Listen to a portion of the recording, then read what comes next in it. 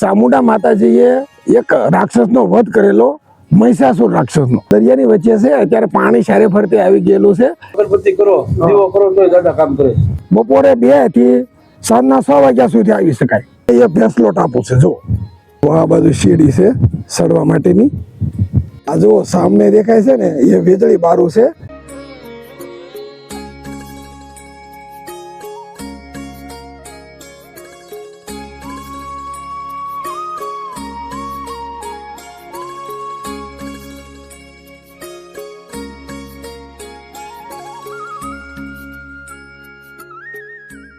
હાલો સીતારામ બધાને મિત્રો. અત્યારે અમે સૌરાષ્ટ્રમાં ભાવનગર જિલ્લાના તળાજા તાલુકામાં છીએ અને અત્યારે અમે તળાજા તાલુકાના જે ગોપનાથ ધામ છે, એ ગોપનાથથી 10-12 કિલોમીટર જેવું થતું હોય છે. મધુવન ગામ એક આવ્યા છે દરિયાના કાંઠે. અને આ દરિયાના કાંઠે મધુવન જે ગામ છે, એ ગામમાં દરિયામાં એક ભેંસલો ટાપુ આવેલો છે. હવે આ જે ટાપુ ઉપર છે ને, આપણે ચામુંડા માતાજીએ એક રાક્ષસનો વધ કરેલો, મહિષાસુર રાક્ષસનો. અને એ મહિષાસુર દાદાને પૂજે છે મકવાણા પરિવાર. તો એમનું અહીંયા મંદિર આવેલું છે એ ભેંસલા ટાપુ ઉપર.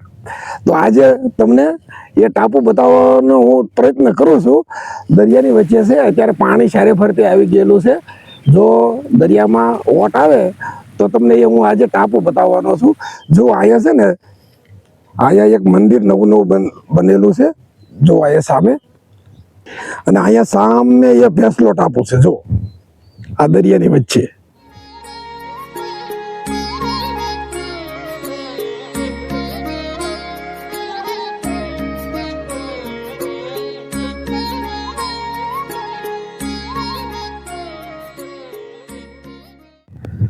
જો દરિયામાં વાટ આવી ગઈ છે. હવે દરિયો દૂર જતો રહ્યો છે. અહીંયા સુધી પાણી ભરેલું હતું પહેલા સવારમાં. તો હવે આપણે ઉપર જઈએ. આવી રીતે થોડીક કેડી બનાવેલી છે, સિમેન્ટ ને રેતી નાખીને થોડોક હાલવા માટેનો રસ્તો બનાવેલો છે. તો એ રસ્તે આપણે હાલ્યા જઈએ. આ બાજુ સીડી છે ચડવા માટેની.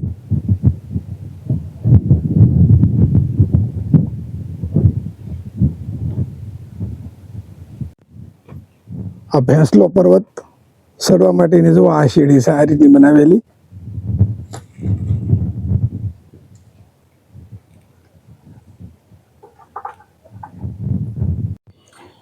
આ રીતની સીડી છે.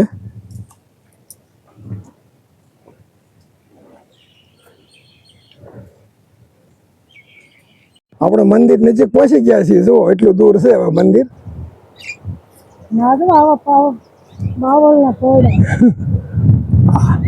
પાછળ દરિયો ઘૂઘવાટા કરે છે અને અહીંયા ગાંડા બાવળના પૈડા. ભેંસલા પર્વત ઉપર આપણે પહોંચી ગયા છીએ. અને આ જો મહિષાસુર દાદાનું અહીંયા મંદિર છે. મકવાણા પરિવારના એ દાદા પૂજતા રહેલા છે. ચામુંડામાં જે મહિષાસુરને મારેલો એ સ્થળ છે. અહીંયા આવો તમને અંદર બતાવું.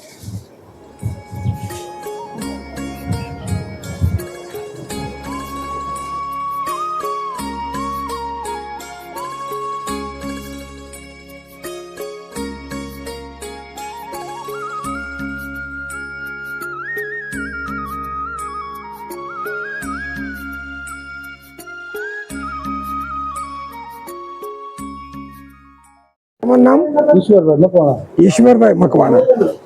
હા, આ કાકા જો અહીંયા જ રહે છે અને એમનું નામ હા સેવા કરવા માટે અહીંયા હોય છે. કાયમ હોવ છો ને અહીંયા? હા, કાયમ હોય છે. ઈશ્વરભાઈ નામ ઈશ્વરભાઈ મકવાણા. ઈશ્વરભાઈ, અહીંયા આપણે લોકો આવે માનતા છે ની રાખે છે? માનતા તો અહીંયા અમારે ખીચડો થાય છે. અહીંયા અમારે કહીએ ભાઈ તમારે શ્રદ્ધા રાખો, તમારા મનથી તમે અગરબત્તી કરો, દીવો કરો તો દાદા કામ કરે. બરાબર, વિશ્વાસ જોઈએ. અહીંયા કોઈ દાણા જોવાના કે એવું અમે અંધશ્રદ્ધા નથી રાખતા. બરાબર, કોઈ અંધશ્રદ્ધા વાળી વસ્તુ નહીં કરો. અને અમારે કહીએ નહીં તમે આમ કરો, તમારા મનથી દીવો કરો, માનતા રાખો, કામ થાય તો તમારે બરોબર. દાદા કામ કરે છે. બરાબર, આમ દાણા થાકા કે એવું કોઈ વસ્તુ નહીં. બરાબર બરાબર. દાદા પર વિશ્વાસ રાખો એટલે તમારો હવા મહિનામાં કામ થઈ જાય. અમે વિશ્વાસ હા હા તો ખોટા વાળા નહીં ચલાવવાનું. અગરબત્તીની ખાલી માનતા રાખી હા હા હા હા દાદા આટલા ઓલા છે. બરાબર આ બધા રાક્ષસ કે પણ રાક્ષસ માતાજી માતાજી ચરણોમાં છે. એના શરણોમાં થાન આપેલું છે માતાજી હા, નહીં, મને માતાજીએ કીધેલું જાઓ પેલા તમને જમાડશું પછી એમાં જમશું. બરાબર અમે તો આજકાલ નહીં આવ્યા દાદા જમણ. હા હા હા હવે કોણ જમણે? હા. ઈ માતાજી જમણે. બરાબર છે ભલે દેવી દેવતા બધા એક જ છે. હા હા રાખે દાદા. હા હા બરાબર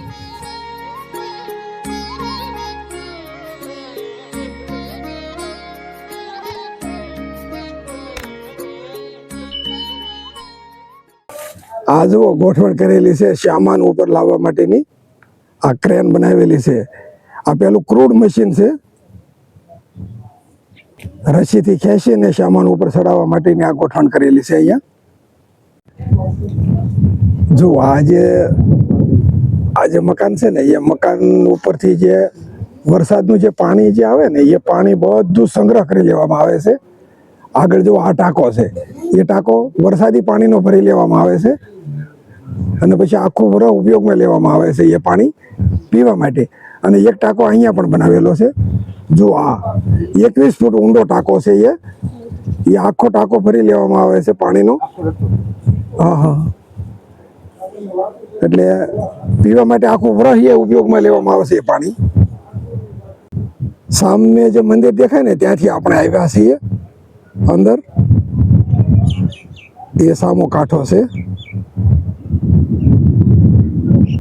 આ જે કિનારો દેખાય છે ને તે ઊંચા કોટડા છે. ત્યાં એક બાજુ ઊંચા કોટડા છે, વચ્ચે આ ભેંસલો પર્વત છે અને પહેલી બાજુ ગોપનાથ છે, ગોપનાથ મહાદેવ.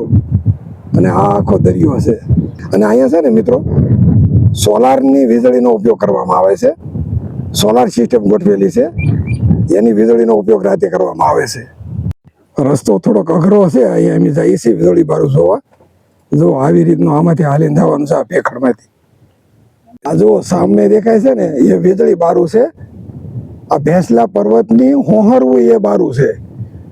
અને જ્યારે ભરતી આવી જાય ને દરિયામાં ત્યારે અહીંથી આરપાર પાણી અવર જવર થતું હોય છે. ચાલો આપણે પણ એ વીજળી બારામાંથી પસાર થઈ ગયા જ તો. વીજળી આર પાર અહીંથી નીકળી ગયેલી. જો પથ્થર થોડા અહીંથી છે ને ચાલવામાં થોડી તકલીફ પડે એવું છે અને ધ્યાન રાખીને ચાલવાનું છે. પથ્થર પગમાં વાગે નહીં એનું ખાસ ધ્યાન રાખવાનું છે. અહીંયા ઉપર જે છે ને ભાઈ જે રોકાય છે ને એનું કહેવું એવું છે કે વીજળી જ્યારે પડે ને ત્યારે આ ભેંસલા પર્વતની આર પાર નીકળી ગઈ હતી, પણ ભેંસલા પર્વતને ઊની આશ આવી.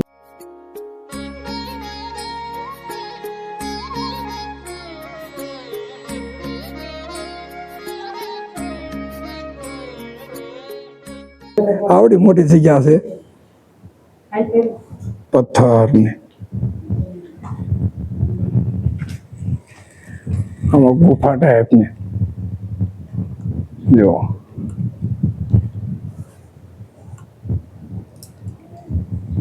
જો અમે આ બાજુથી અંદર પ્રવેશ કર્યો હતો અને આ બાજુ અમે નીકળી ગયા છીએ.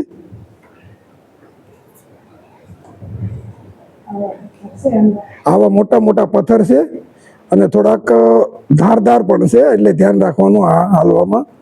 અને આ બાજુ અમે નીકળી ગયા છીએ. જો આ બાજુ ઘોઘવાટા કરતો સમંદર. આ વીજળી બારાની તો મજા જ કઈક અલગ છે હો મિત્રો. જોવા તો ખાસ આવજો. એક વખત વિઝિટ કર્યા જેવું સ્થળ છે. હવે આ ભેંસલા પર્વત ઉપર જો આવવું હોય ને તો સવારમાં 7 વાગે આવી જવાનું. 8 વાગ્યા પછી અહીંયા પાણી ભરાઈ જાય, એટલે 8 વાગ્યા પછી ઉપર જઈ શકાતું નથી. જો આ જે ભેંસલો પર્વત દેખાય છે ને તો દરિયાનું પાણી આમાં આવી જાય છે. એટલે સવારમાં વહેલા 7 વાગ્યામાં આવી જાવ તો ઉપર જઈ શકાય, અથવા તો બપોરે 2 થી સાંજના 6 વાગ્યા સુધી આવી શકાય. બપોરે 2 થી સાંજના 6 વાગ્યા સુધી આરામથી આપણે જઈ શકીએ છીએ. અને એક બીજી વાત મહત્વની કે પેલું જે વીજળી બારું છે ને એ વીજળી બારામાં વૃદ્ધ લોકો અને નાના બાળકોએ પ્રવેશ કરવો નહીં, કારણ કે થોડું કઠણ કામ છે. એટલે જુવાનિયાઓનું કામ છે એ. નાના બાળકો અને વૃદ્ધ લોકોએ એમાં પ્રવેશ કરવો નહીં. આ પલ તો અમારી છે ને મિત્રો યાદગાર પળ બની રહેવાની છે, કારણ કે પરસેવે રેબઝેબ થઈ ગયા છે આવા પથ્થરમાં હાલી. આ બધું જો આ પથ્થર આવા પથ્થર ઉપર સડી સડીને અમે આ બાજુ આવ્યા છીએ હાલી હાલી, એટલે રેપઝેપ થઈ ગયેલા છીએ. એટલે આ પણ અમને ક્યારેય ભૂલાવાની નથી. એટલે હવે આ વિડીયોને અમે અહીંયા વિરામ આપીએ છીએ. તો આવજો, લાઈક, શેર અને સબસ્ક્રાઈબ જરૂર કરજો.